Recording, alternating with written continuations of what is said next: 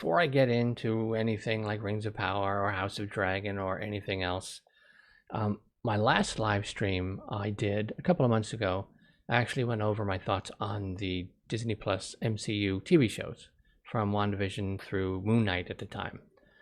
So I figured before I get into any other topics, I would just kind of give my quick thoughts on the introduction of Matthew Murdock, Daredevil, officially into the MCU in She-Hulk episode 8. Now, if I had to pick a favorite character from the actual comic books, and I was a prolific comic book reader of Marvel back in the 80s, so that's my top 5, top 10 list would be an 80s 80s inspired list. Daredevil is probably my favorite character from the comic books. Daredevil, followed by Scott Summers, and then a couple of others.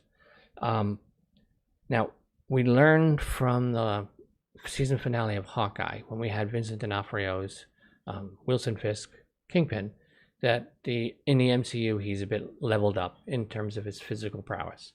So I understood that once we got Daredevil, Daredevil would be leveled up as well. That they wouldn't be able to present him as grounded and down to earth in terms of realistic physical abilities, as real life physical abilities as they could make, as they did in the Netflix show. Because the Netflix show was very down to earth, they kept it as real as possible. And they did like basically downscale some of Daredevil's physical abilities from the comic books for that show. So what we're going to be getting here in the MCU is probably a little bit more in terms of comic book accurate physical ability from Daredevil. And I think what they did with his introduction in the She-Hulk episode 8 was an opportunity for them to give us a glimpse of this more leveled up Daredevil that the MCU is going to have. And do I think She-Hulk is a good show? No, I do not, unfortunately. Am I enjoying it? Yes, I am. Because as soon as I realized what they were going for in episode 1, I just shut my brain off in a sense. I realized, okay, this was not going to be an Ally McBeal, like Boston Legal level of smart show. It was just going to be dumb and stupid and really campy and a bit over the top. So I just rolled with it. And Tatiana Maslany is just one of my favorite actresses. If you've never seen Orphan Black, she is absolutely brilliant in that show. And I highly, highly recommend you give it a watch. It's a sort of, I don't know how to describe it, sci-fi urban fantasy-esque thing where there's clones and things like that involved.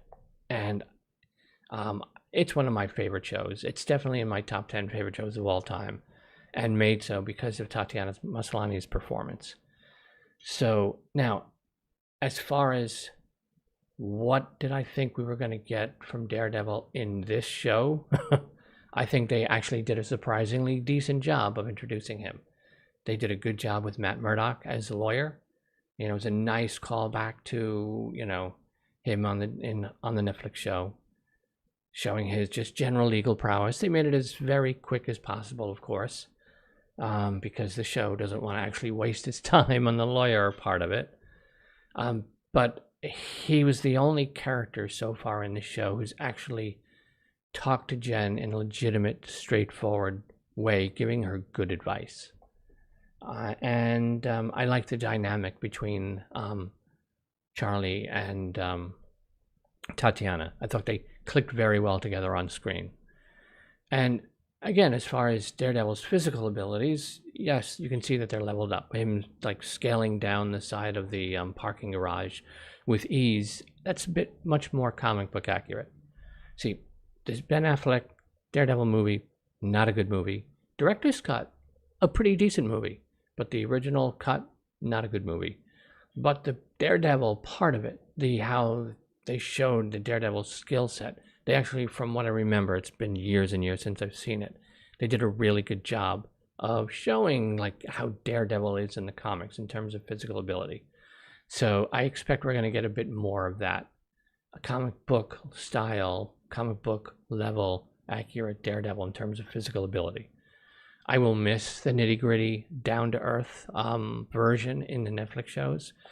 I kind of get the feeling they're going to be ultimately treating the Netflix versions of all these characters as a multiverse variant version of all these people, and not the 616 Earth.